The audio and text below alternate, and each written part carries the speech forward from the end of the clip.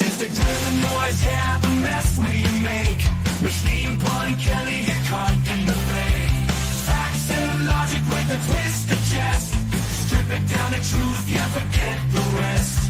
Humor pulls the lies right out of the park. Look beyond the shadows, dissect the dark. Sparks of laughter fire up the night, bringing clarity where they blur the fight.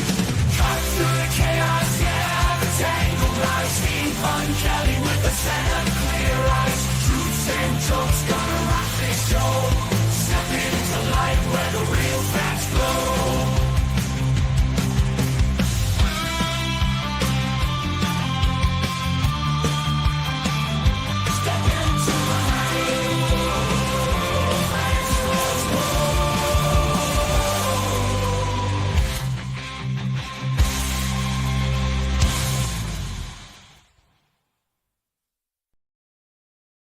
Hello and welcome to the Pun Show. I hope you had a marvelous Thanksgiving dinner. I know I did. I have been, as you know, probably if you follow me on Blue Sky or Twitter, I've been making a lot of my own food lately. Like not just making my own food, but like grilling my own wheat and whatnot. And I've really enjoyed that. And this was my first Thanksgiving where I didn't even use any processed flour. I made stuffing from sourdough bread that I had made, and fresh milled cornmeal from popcorn. And anyway, a whole meal I did, like pie crust from fresh milled flour and homemade pie filling, and everything was just no cans opened. And apart from like brown sugar and regular sugar and killing my own turkey, it was about as homemade as you can get. Well, and milking my own cows. But yeah, it was good. I hope yours was good. I hope you liked it. Even if it wasn't as good as mine, I know JD Vance wouldn't have liked it because he doesn't like turkey. But I did spatchcock my turkey for the first time. And if you've never done that, it is much better turkey. So anyway, having said that, I tried to avoid the news for the most part yesterday just because the assholes were being assholes. But eventually I had to succumb. And so I wanted to talk today about the DC shooter. And that kind of is getting tied into the evacuation in Afghanistan, which is something I've never really spent a lot of focus on during the podcast because it happened before my podcast started. But I thought it'd be a good time to kind of dive into that and look at really what actually happened. What was actually Biden's fault? What was actually Trump's fault? What was the Taliban's fault? And there's so much has been about the shooter and what kind of vetting process he went through and whether he was thoroughly vetted enough. And the truth is, he could not have been more vetted. He was a CIA operative that worked in what's called a zero unit, and he wasn't just like in any zero unit. He was in like one of the most consequential zero units. He was, as I would say, he was probably more cleared than Dan Bongino. He probably at least had to pass a lie detector test. Like, you can pass like you can get through the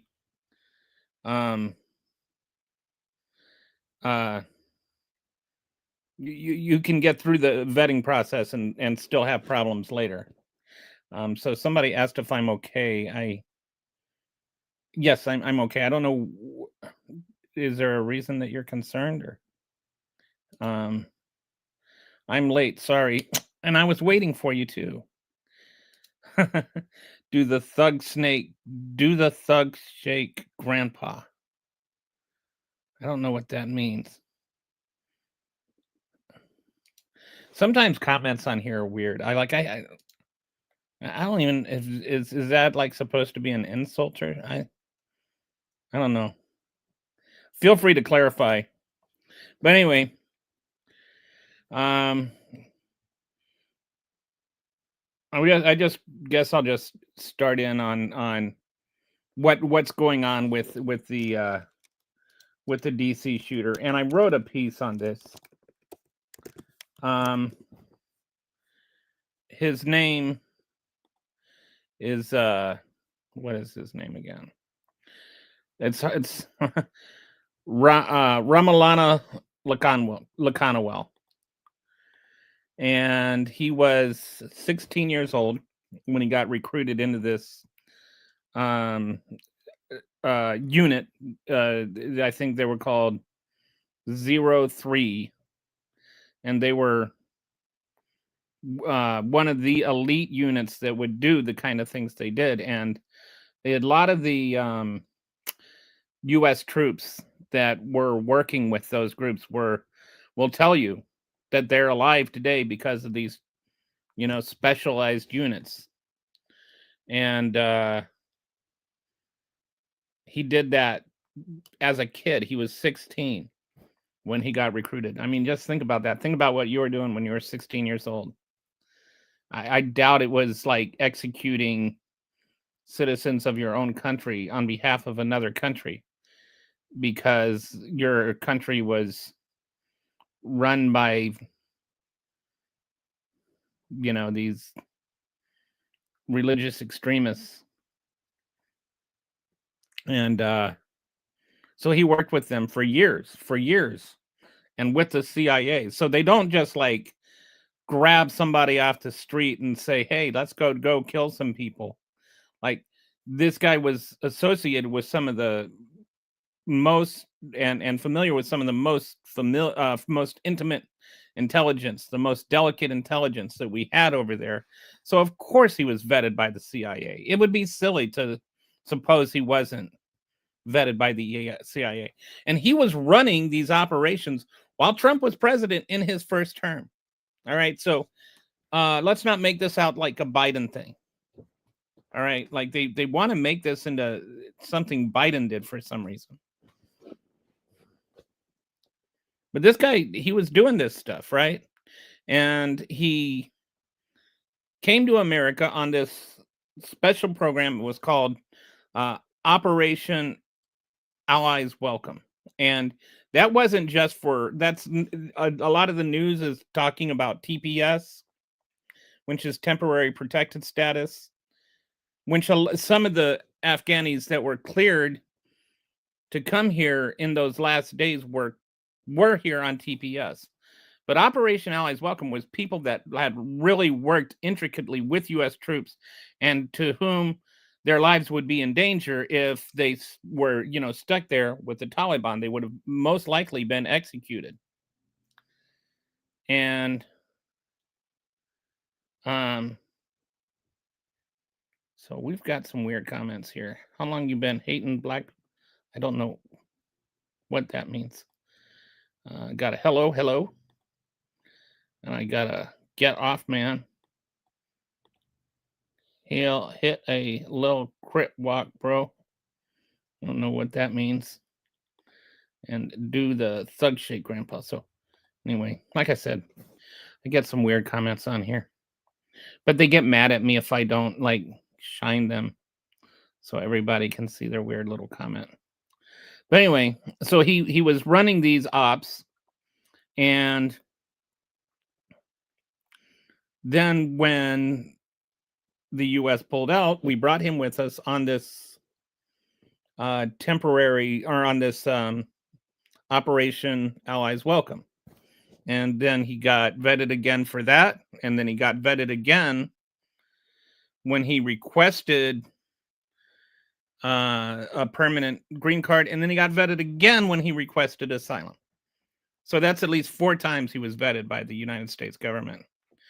And I would say the one that he was, when he was working with the CIA, was probably the most extensive. I would say he is probably more vetted than like 99.9% of the people that, come over here and request asylum.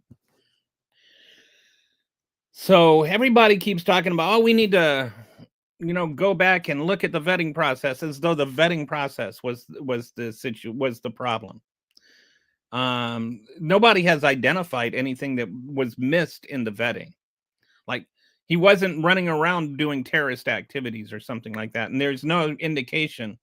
Even though, Kash Patel and, the Trump administration like wants to make this out to be a terrorist attack. I personally am not convinced it was a terrorist attack. I think that if you wanted to commit a terrorist attack, and this is just me thinking logically, I'm not going to do it with a gun that only has 6 bullets in it. Like, this is not a guy that didn't understand how to do things like this. This was a guy that was trained by the US military and the CIA exactly how to carry out an operation like this, to like really do damage. This wasn't just some dude that, thought, "Hey, I'm going to go kill a couple of troops." Like, he knew if he wanted to do a lot of damage, he could have done a lot more damage. In fact, it's almost like he tried to do the minimum amount of damage he could while doing actual damage.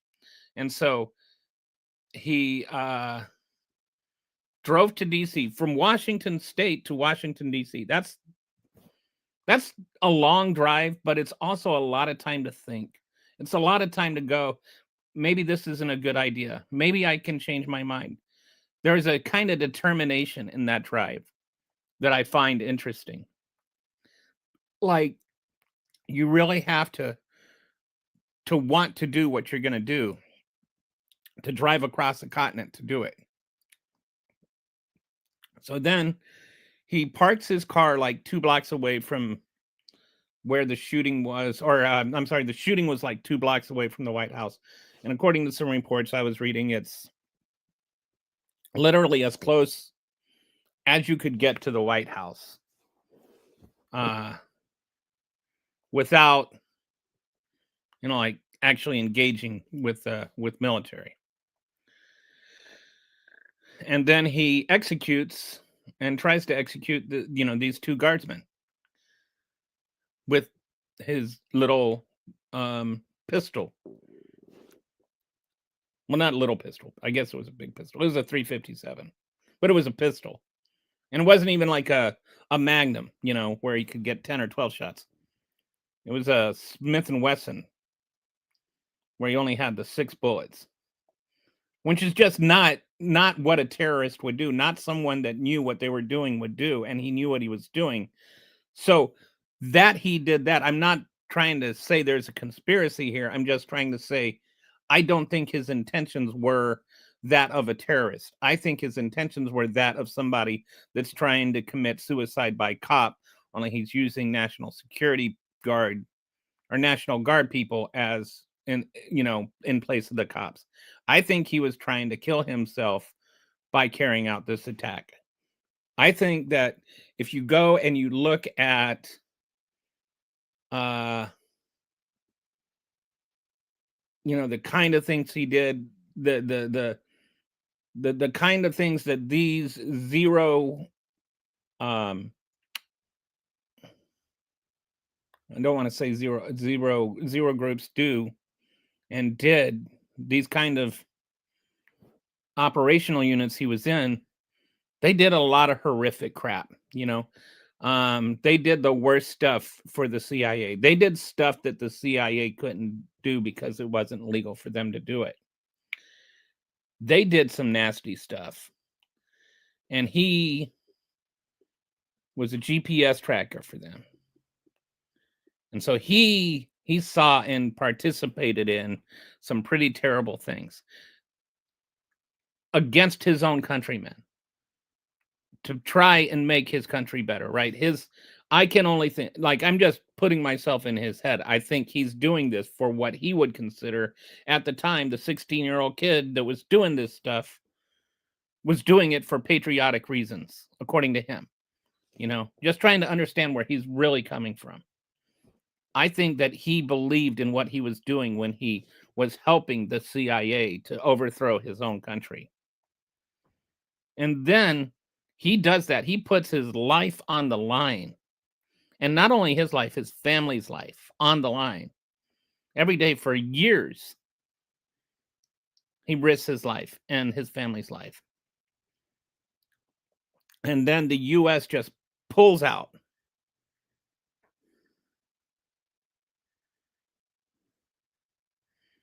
And, at least they take him with them, right? But I think that is one sense of betrayal that a lot of the people that helped us in Afghanistan genuinely felt, was that this pullout was just so abrupt and so quick and so fatal to everything that they had risked their lives and worked for, right? But at least they brought them people that helped them back with them.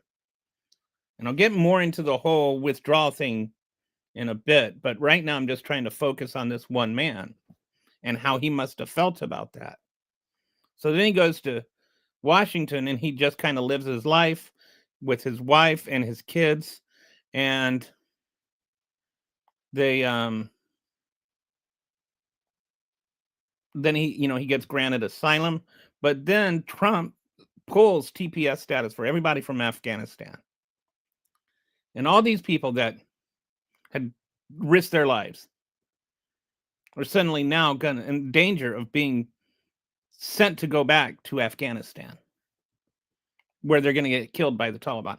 They helped us, right? They helped Americans. These are translators and people like that risked their lives to help America, now being betrayed by Americans. So you talk, like, there's veteran groups. If you look around, you see people that they say there's the two great betrayals: the betrayal in 2021 and the betrayal in 2025. And so what could have sent this man over the edge? My thinking is this second betrayal.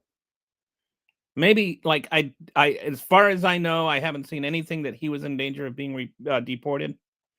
But there are probably people he worked with, people he loved, people that he genuinely cared for that would be in danger if they were returned, who were suddenly in danger of being returned. And so there's, like, two things that are symbolic: the US military and the White House. Are these two things symbolic of what his struggle has actually been, right? And so for him to jump in a car and drive, and then in a symbolic act, shoot these two National Guardsmen as close to the White House as he can, like, in his mind. I'm not saying this is justified. I'm not saying this means I'm okay with it. I'm just saying, if you try to understand him as a human being, this could make sense to me, that this is what he's doing.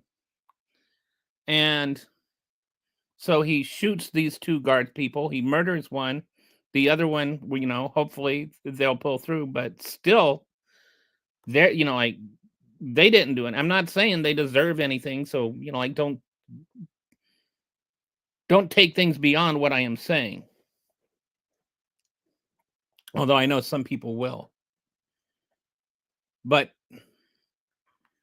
this is why I think it's important that rather than just vilify every immigrant, every person of color from another country, whether they're here legally or not, rather than make it all about what, Biden's vetting process, that we actually slow down and take a breath and actually think what happened, like, what really happened.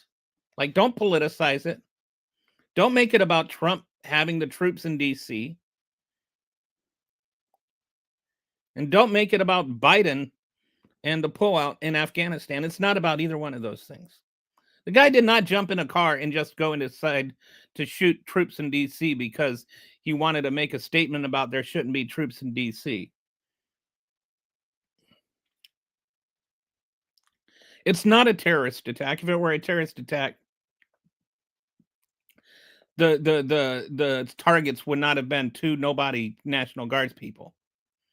and there wouldn't have just been 2 victims. Not when the man has this much training.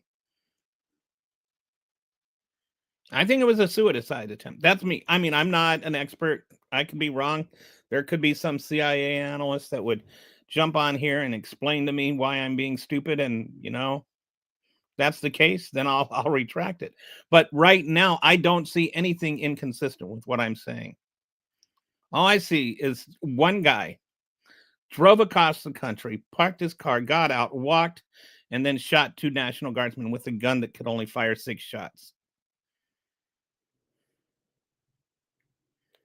And that's sad. But I also think it's sad. This man, we have our own troops that come back. They've seen less violence than he did.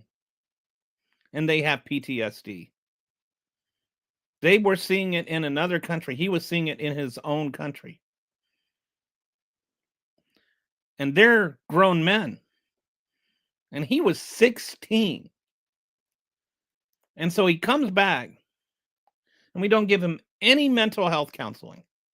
We don't help him with his PTSD.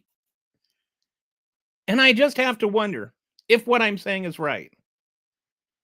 If he had somebody to talk to, like a professional person he could talk to while he's going through all of this, does he still do it? Like, could this have been prevented not by vetting better, but by following through better, by treating the Afghan soldiers that fought with us and we brought back here the same way we treat our own soldiers that we brought back here? They risked their lives. They made all the same sacrifices that our own soldiers did. Why can't they get the same kind of mental health counseling that our own soldiers do? That's just, I feel like sometimes if you try to talk about things like a rational human being and not as a liberal or a conservative, you get all kinds of people angry with you. And I'm not trying to justify anything. I'm not trying to say that what he did was okay. I'm trying to say, I'm just trying to understand why he did what he did. Because I think we're going to move on better as a society and have a better chance of preventing future such things if we actually look at what the real problem is instead of just trying to politicize it. You've got Donald Trump with his America First agenda and his replacement theory politics, sitting there he's gonna reverse migrate people from 19 countries now, all of which are predominantly people of color. He's still got asylum seekers being allowed from South Africa as long as they're white. But all the other asylum seekers from South America or from Africa, from the third world countries, now we're not just cutting off asylum for them. We're not just ending refugee status from them.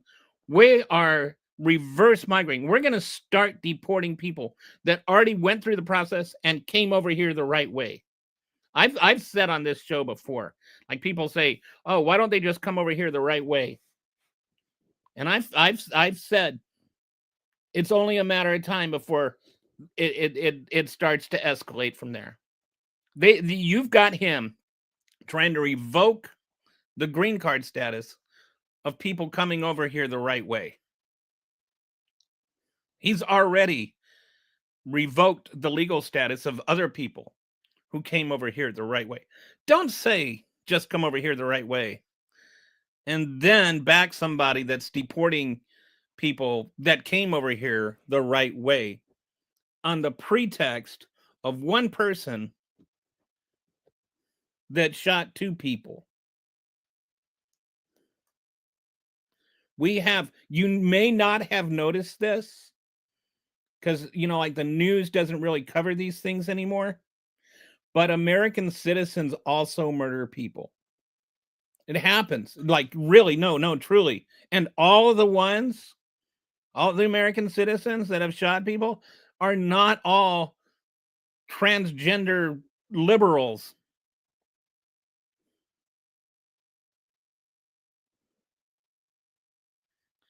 This is called uh, generalization fallacy, where you take one person that happens to be part of a group of people, and so you assign blame to the entire group.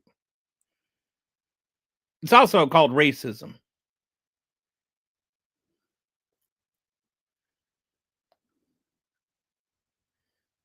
It's also called xenophobia. Like, don't tell me that I can't call him a fascist or a Nazi when he is sitting there trying to deport everybody that ever came over here who is a person of color, where he's trying to end the immigration status of everybody that came over here that is a person of color, when he is even trying to revoke the citizenship of American citizens who were born here because their parents were people of color. He is literally trying to make America white again. He might not say it out loud, but you know, actions speak louder than words. And what he's doing is trying to deport everybody that has more skin pigment than Stephen Miller. So I don't think that's the way to go here. I don't think that using this as a justification for doing racist crap, I don't think that's the answer. Like, this is, in 9/11, after 9/11, there was like some people that wondered whether or not, this there was a group of a cabal of Republicans that had actually allowed it to happen. And there was this white paper called PNAC. It was written in the mid to late 90s. I want to say like 96, 98. And it had signatories like Paul Wolf something or other. Anyway, and Donald Rumsfeld and a lot of the key players in the whole Iraq thing. And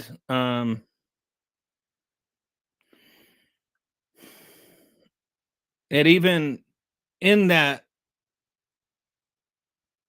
white paper called the Project for the New American Century, it even had a statement in there about, like, what if there's some kind of terrorist disaster or something like that happens, then we should blame Iraq and then use it as a justification for going after Saddam Hussein. And so then 9/11 happened, and we did exactly like that. And the people that had signed off on the Project for the New American Century were the key players in doing that. And so there were some people that were trying to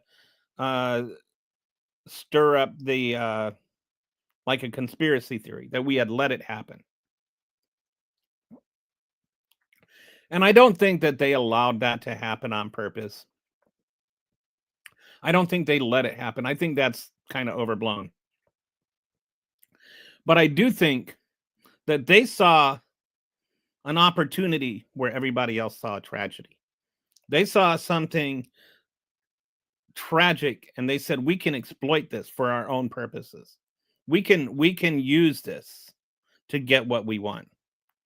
And I think that's what's happened again. I don't think that Donald Trump gives one flushable poop about either one of the guards people. He honestly does not. If you were to go up and ask him their names right now, he would not know their name. He won't even commit to going to the funeral of the one who died. He does not care about them. Don't let him think that you care, that he cares. Don't think that he cares. Don't let him think that he cares or that you believe he cares. He does not care. So he sees an opportunity, though, and he didn't even take him 24 full hours before he went from one Afghan asylum seeker that was thoroughly vetted 4 times, shooting 2 people, to removing everybody that immigrated from 19 countries. Again, I mean, logically, in logic, we call that a generalization fallacy. But really, it's just racism. He's playing on racism and xenophobia. And it's all about the replacement theory. It's all about making America white again. Don't be fooled. Don't be fooled. That's exactly what it is. All right. So, with that said, as promised, I will now talk a little bit about what actually happened in Afghanistan. Why was it such a disaster? And how much blame should Biden take, and how much blame should Trump take for it? So I'm going to share with you a dashboard that I made. Can you see it? All right. So this is about the Afghanistan withdrawal. And we were over there for 20 years. And I think that gets lost a little bit. We were there for 20 years. And the government that we left with collapsed in like a couple of weeks. I think it was 11 days. So to blame Biden for what happened and the government not holding together kind of ignores the prior 19 years of the war and not establishing a government in place. And there's a lot of stuff that happened. Like there was all kind of mismanagement under Bush, under Obama, under Trump, under Biden. All 4 of them. There was people on the Afghanistan army payroll that didn't exist. There was corruption involved. There was all kinds of stuff involved. And this kind of puppet government that they had tried to prop up was never really solid in the first place. And some of that factored into, we'll get into this, into Biden's thinking about why it was just time to pull out. Because if after 20 years you haven't established anything, are you going to establish anything after another 20 years? At what point do you just, cut the rope? So, all right. So it was going on for 20 years. We spent $2 trillion just on that war alone.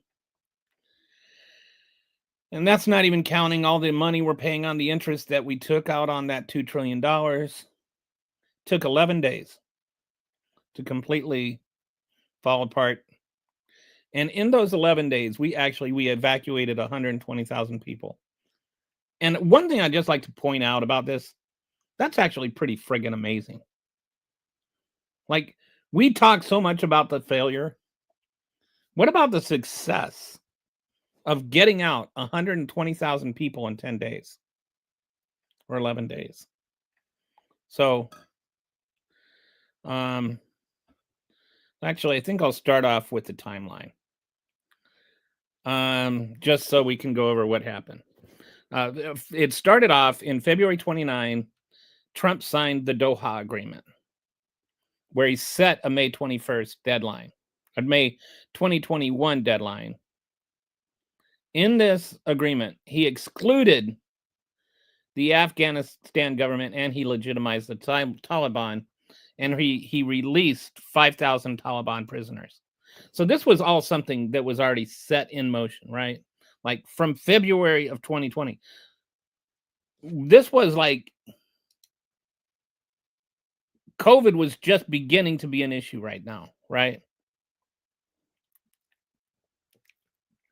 And he agreed to reduce our troop reductions to 2,500. So just think about this. Look at these numbers. 5,000 Taliban prisoners, and these are all like senior leaders in Taliban, and reduced our US troops to 2,500. So what's 2,500 times 2? If you said 5,000, you get a math award. There were 2 Taliban senior fighters for every American troop that was still on the ground when Biden took office. This was true before Biden took office. That's not counting like all the Taliban troops. That's just the ones that were in prison. There were twice as many of them as there were American soldiers.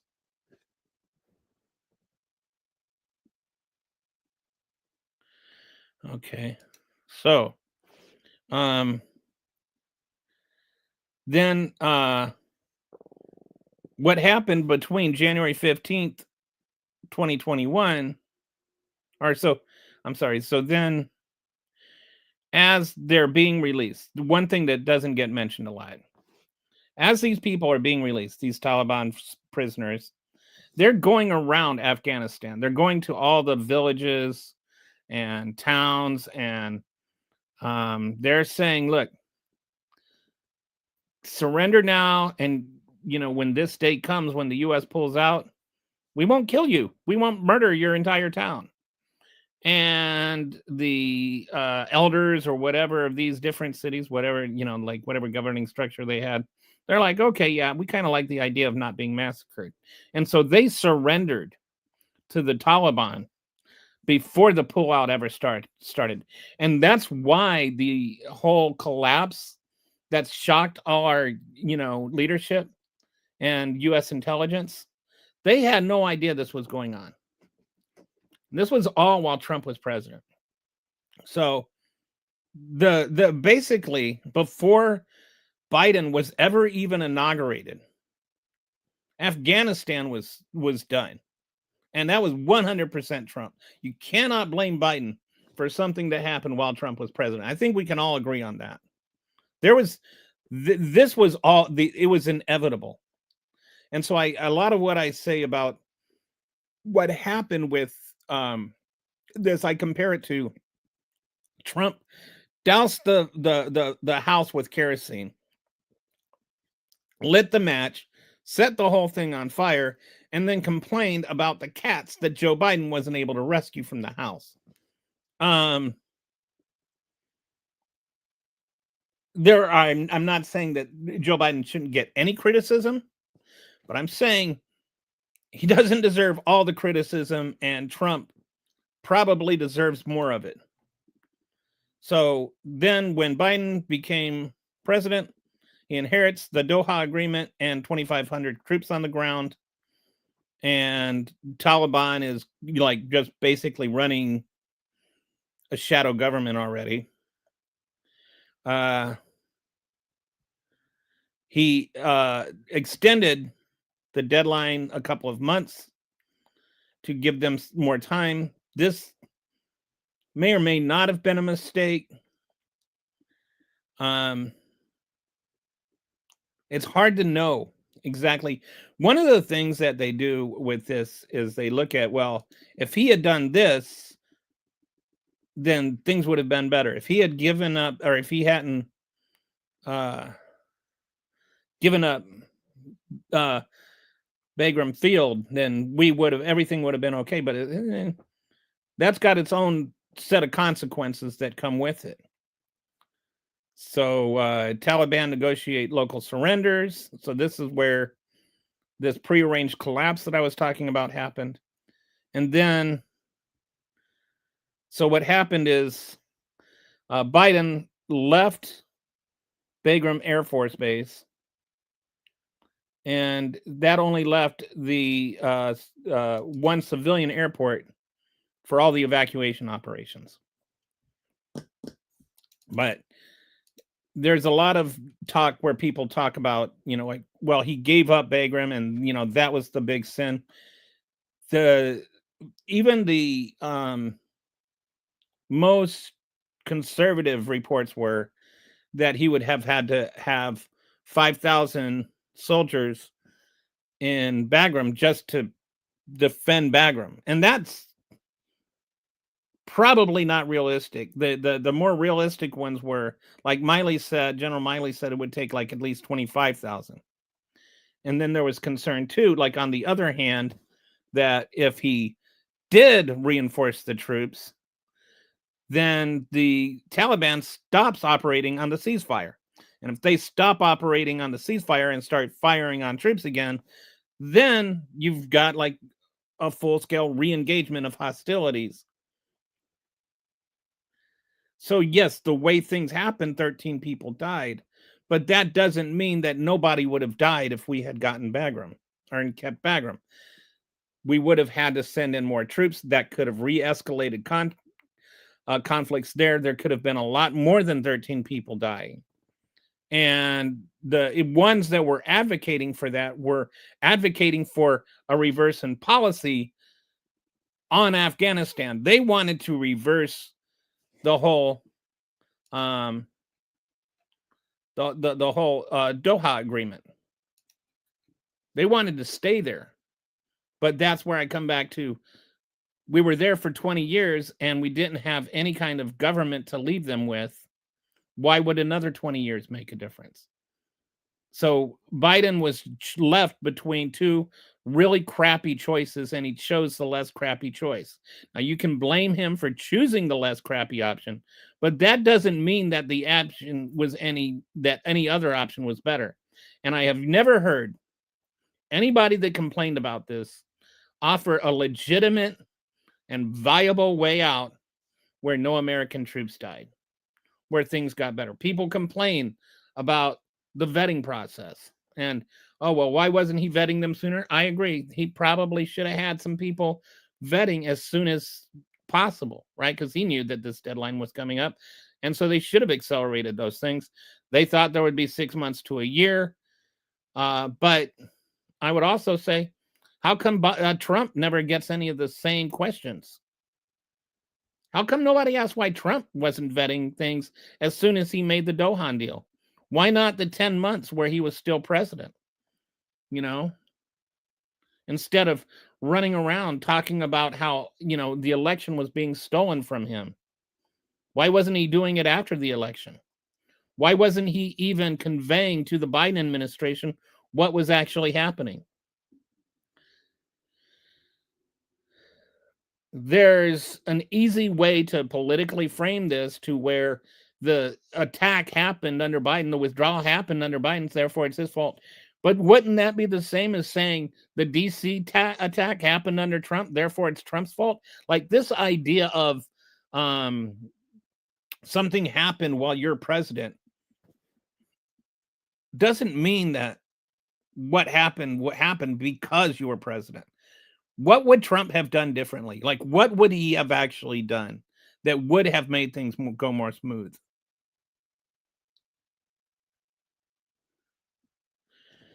Is Trump Jesus today? I think if you ask MAGAs, I think that they would say that he's actually like Jesus 2.0.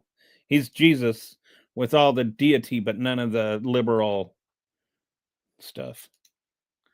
Okay, so then after they pull out now the one thing I would say with the Bagram that where I do find fault with Biden is I think that he should have done more to coordinate the handoff with the local government. I think that there was they were already feeling pretty defeated, and when the U.S. just pulled out the rug from underneath their feet, I think any will to fight back was gone by then.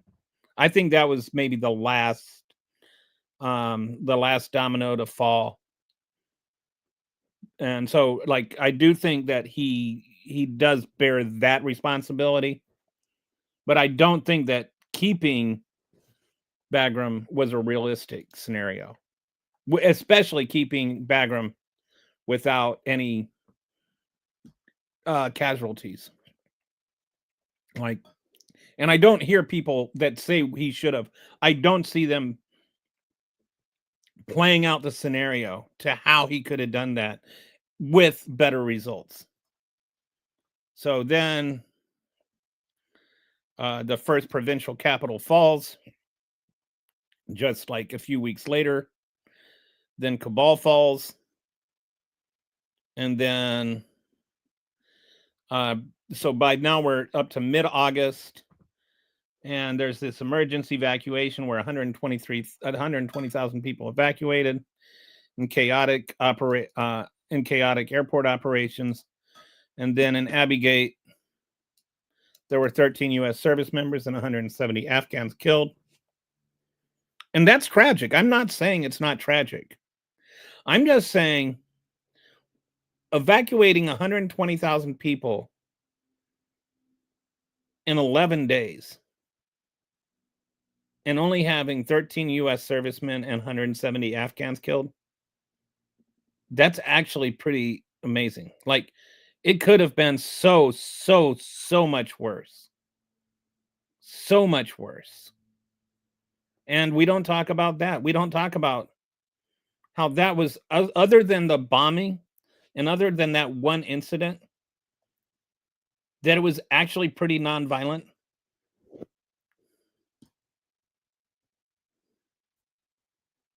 And, you know, I mean, what could you have even done to prevent Abbey Gate? If we had kept Bagham, do you really think that 13 people wouldn't have died? Do you think we wouldn't have lost 13 troops trying to keep Bagham? And then where would we be at now? Like, all I'm saying is we complain about the results we had, not the results we didn't have, because we don't know what the results we didn't have are. So, you know, it's like a football fan, or it's, you know, saying, oh, we could have drafted this person. It's easy to second guess. It's complaining about, oh, well, the coach went for it on 4th and 2 and he didn't make it, and that cost us the game. But if they had made it and won the game, then would you have, like, called him a genius? It's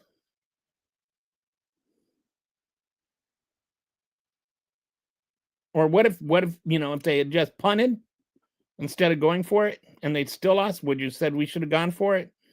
And they went for it and they didn't make it, and so they're like, some people just want to find an ulterior thing that you should have done after the fact and when it's too late, and then they never get their alternative scenario questioned.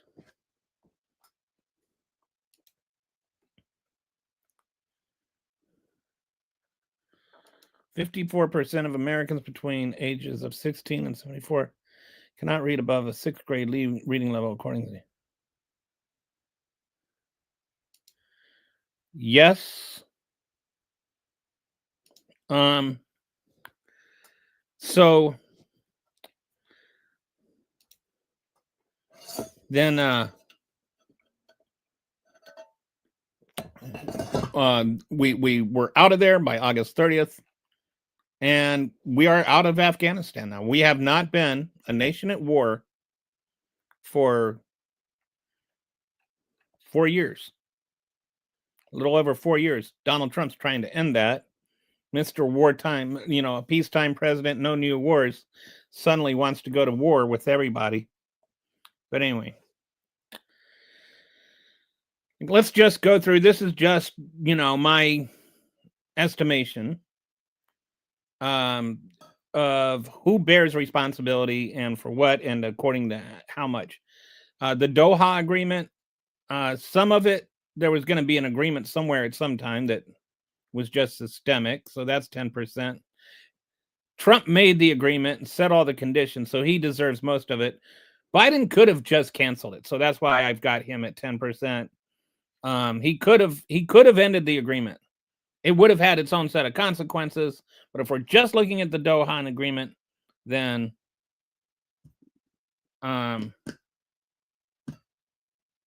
he bears some responsibility for just not ending it.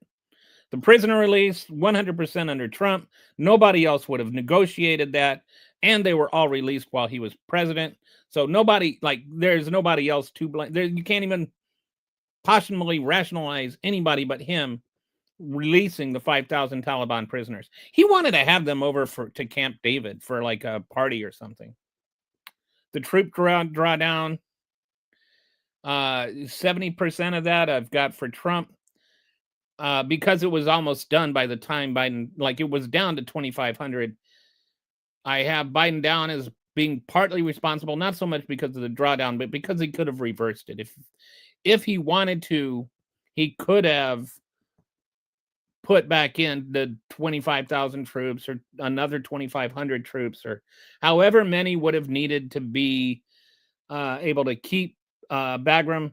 He chose not to do that for good reasons, but and then some of that was systemic. The SIV processing, this is like the visa processing stuff that happened, or like the expedited visa processing and trying to get all these people through, and the vetting that right now Trump is complaining about. And he had the nearly a full year to vet people that he did not vet, and now he's complaining that they weren't vetted enough. Well, why weren't you worried about it then, Donald? Why were you too busy trying to steal the country? Why were you too busy trying to lie about the election instead of actually doing your damn job? So he didn't do anything. Biden did not do enough when he took office before everything. I think that waiting until the last minute for both of them was a bad strategy. So gave them both responsibility, but Trump had more time than Biden. And Trump did not share information with Biden. So more of that actually goes on Trump. The evacuation planning, I've got mostly on Biden because he was the one who planned most of the evacuation. Blaming partly on Trump because Trump didn't plan an evacuation, even though he's the one that planned the actual Doha agreement. He's the one that made the agreement. This idea that Biden was supposed to take office in the middle of a pandemic and come up with a plan in 3 weeks, so it's kind of insane. The Bagram amendment, it's all on Biden because it was in the process. And like I said, I think eventually he made the right choice, but along with that comes the responsibility for making the choice. Both sides both Trump and Biden failed to see how quickly this collapse would happen. So not knowing about it is on both of them. But the overall chaos of it, I'll put more on Trump than Biden because Trump made the deal, and because, like I said, most of the kerosene had already been poured before Biden took office. Like with this movement where the Taliban were going around and getting all the towns to surrender in advance, like that had already occurred before Trump ever even left office. And so to give you an idea of what 25,000 troops back in Afghanistan would mean and why that would probably trigger Afghan back into like killing people. When they made the deal in February, there were 13,000 troops on the ground. So to keep Bagram, in all likelihood, according to General Miley, they would have needed 25,000 troops, which is double what things were in January of 2020. Was like, you have to go back to sometime around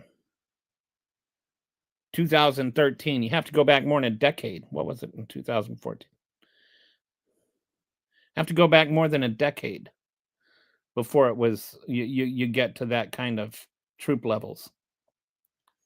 And so that would maybe signal to the Taliban that we're pulling out of the Doha deal, and then they would have started like firing on troops again. So the original sin, Trump's Doha agreement, excluded the Afghan government, legitimized the Taliban as negotiating partners, and set a withdrawal deadline. This fundamentally undermining the Afghan state and made orderly withdrawal nearly impossible. Like everything was set in motion with the Doha agreement. It was terrible. It was like really, really, really, really terrible. And there was no viable way for Biden to get out of it without things getting worse. The hollow state, the Afghan government collapsed in 11 days because it was never sustainable. Taliban pre-negotiated surrenders across provinces. 20 years and $2 trillion couldn't create a state willing to defend itself. Why would another 20 years work? So then the evacuation failure. Biden administration did not begin large-scale evacuation until after Kabul fell, creating desperate airport scenes. So this, like most of the optics are on Biden's fault. Most of the blame is on Biden because the optics are on Biden. But I have really thought about this, and I cannot find a better way. It was just the least worst of a lot of terrible options that Biden settled on. But it did happen while Biden was president. I don't know if it would have been better if it were Trump, though. Biden inherited a situation where he could either continue withdraw or break the deal and stay indefinitely. And so those were his options. And those were options that Trump left him with. So,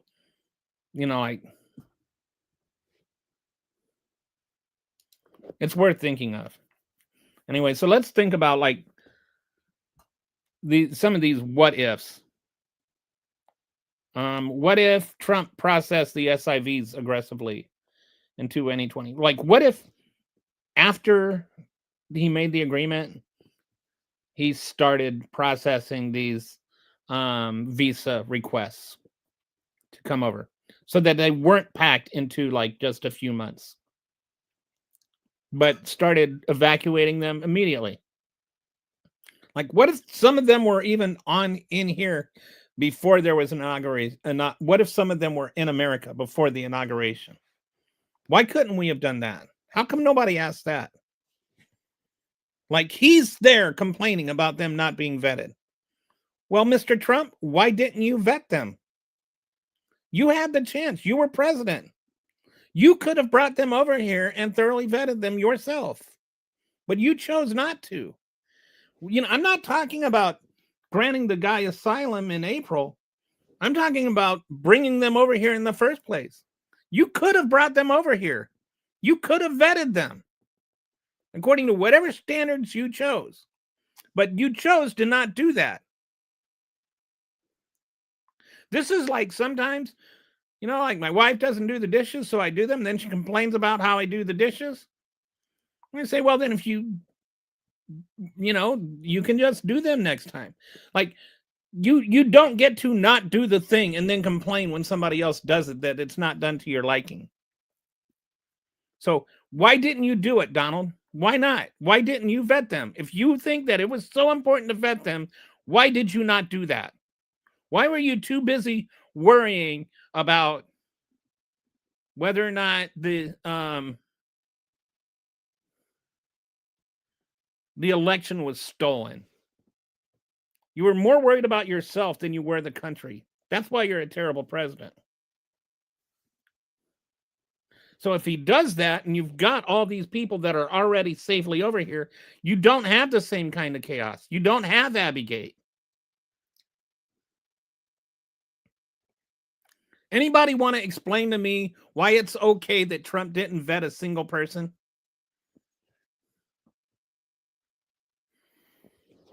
What if Biden just broke the Doha deal, kept Bagram, and stayed? Reverse withdrawal decision, maintain indefinite presence. Likely outcome, war restarts, Taliban attacks resume, casualties mount. The political cost, imagine if that, right? Both the left and the right would have been destroying him for that.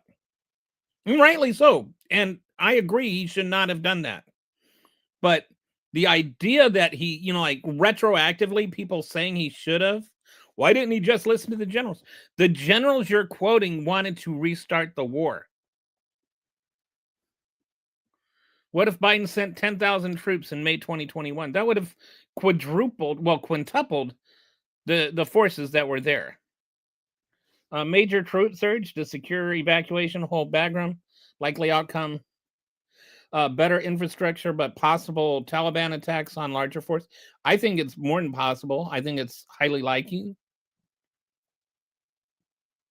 And then it could just escalate and snowball into the same as before. What if we keep Bagram through September, maintain 5,000 troops to secure base and 30-mile corridor to Kabul. But again, that's like doubling the troops that are there just in that one. Like anything that involved adding troops was going to trigger the Taliban. It's just, like the difference between adding 5,000, adding 10,000, and just reversing course is a matter of time. Like, it's just a matter of time. 5,000 will become 10,000, which will become staying indefinitely. The Taliban was not going to be like, oh, okay, you can have the 5,000 here for the airfield because we totally trust you, bro. We believe what you're saying when you say that it's just temporary. The moment we broke the deal, they were going to break us. And we just did not have enough forces to just not. They had like, I think 120,000 in their army. Do you think we're going to stop them with 5,000 troops? What if early mass SIV evacuation? So what if when Biden took office, he had started the mass evacuations earlier? Then things are probably better, but there's still some risk to that because we just accelerate the timeline. Like things would just collapse sooner. I don't know how much of an end difference it could have made. If there was a way to secretly do it, then maybe that would help. What if we followed Trump's May deadline that he bragged about, I set things in motion and Biden can't do anything about it. As though Biden was saying, like, it's not like Biden was saying he wanted to do anything to stop it. But Trump was bragging that Biden couldn't stop it. That's one of the things that I also find funny that the media doesn't talk about. They don't talk about this on Fox and Friends. They did before. The whole thing happened. But afterwards, you never hear them quote the quotes about how Trump was saying Biden couldn't stop it. But then after Abigate, after the disaster, the pullout, then it was like all of a sudden Biden's fault. This Trump literally said, well, figuratively said, I set the fire and Joe Biden can't put it out. And then Fox News now is blaming Joe Biden for not putting out the fire that Donald Trump bragged about starting. What if condition-based withdrawal? He could have tried to renegotiate Doha, tie withdrawal stability metrics and Taliban behavior. That would seem like a reasonable alternative, provided the Taliban accepts it. Like, what negotiating strength do we have? Why would Taliban say, "Oh yes, we will agree with this"? They have no negotiating strength, or we have no negotiating strength. I just think anything we do that was going to effectively change the outcome would require sending in more troops. And the moment we start sending in more troops is the moment that things get worse. So I'm not sure that everything gets better if we keep, you have people like Joe Scarborough always talking about we should have just kept back. How? How, Joe? Explain to me. It's easy to say we should have just done this. It is not so easy to explain how we just do this. Okay.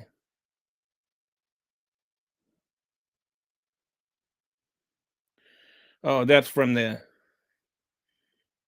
earlier.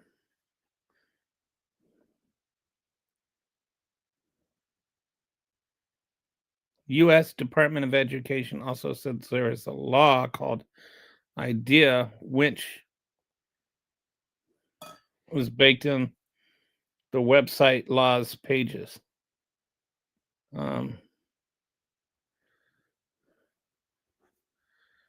I think that I'm not sure which side of the literacy debate you're taking here, but it should be WHICH, and there should be apostrophe between the W and the S. So,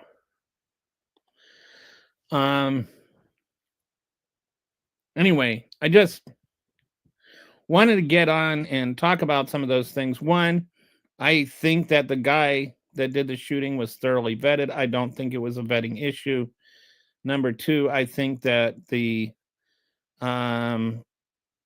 whole vetting of the Afghanistan refugees was at least as much on Trump as it was on Biden, because he had more time to do it. He's the one that came up with the Doha agreement. He's the one that set the entire doused the entire country in kerosene and then set the match. Biden was just president while it was on fire. He's not the one that set it on fire. Don't complain that he didn't get all the cats out.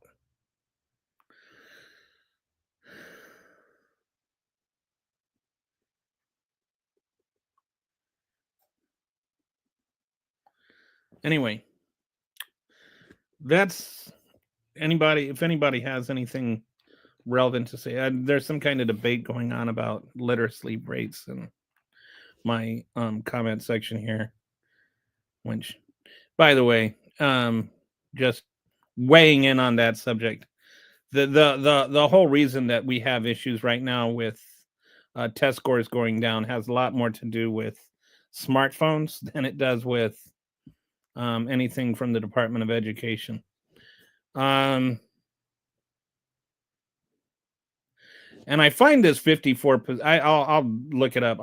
I think that 54% read above a sixth grade level. I'm a tad bit skeptical about that, but I think it'd be interesting to look at that and also see if that's like how many of those are MAGAs. Because I think there's a pretty strong correlation between people that can't or don't read or don't understand what they read and people who vote for Trump. Trump said that the shootings only happened because he was doing such a great job of fighting crime in DC. So if you can make sense of that, you're probably a MAGA. Anyway, once again, hope you had a great Thanksgiving. Enjoy your leftovers, your turkey sandwiches and whatnot this weekend, your turkey soup or turkey chili or whatever else you make with your leftover turkey. And I will see you on Monday.